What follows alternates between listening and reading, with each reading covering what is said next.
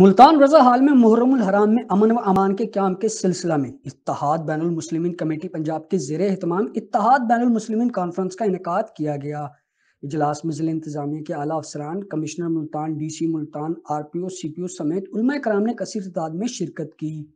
Conference سے خطاب کرتے ہوئے چیئرمین رویت حلال کمیٹی پاکستان مولانا سید عبدالخبیر آزاد کا کہنا ہے کہ محرم الحرام میں علماء کرام اپنی صفوں میں اتحاد پیدا کریں اور تمام مسالک کے عقائد و نظریات کا احترام کریں۔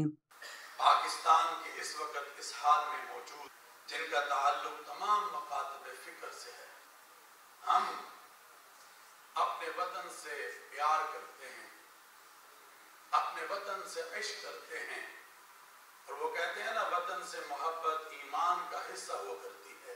انہوں نے کہا ہے کہ عوام الناس تک دین اسلام کا صحیح پیغام پہنچائیں، جس کا ہمیں قرآن و حدیث درس دیتا ہے۔ اس موقع پر افواج پاکستان کے بہادر کردار اور قربانیوں کو خراج تحسین پیش کرتا ہوں۔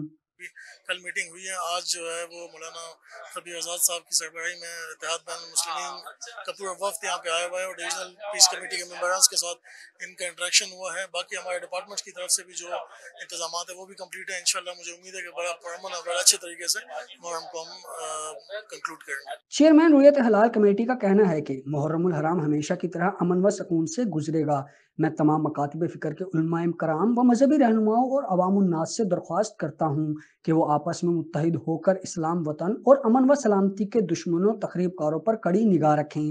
اجلاس کے اختتام پر ملک و سلامتی کے لیے دعا کی گئی اور اجلاس کے شرکاء نے یکجہتی کا درس بھی دیا۔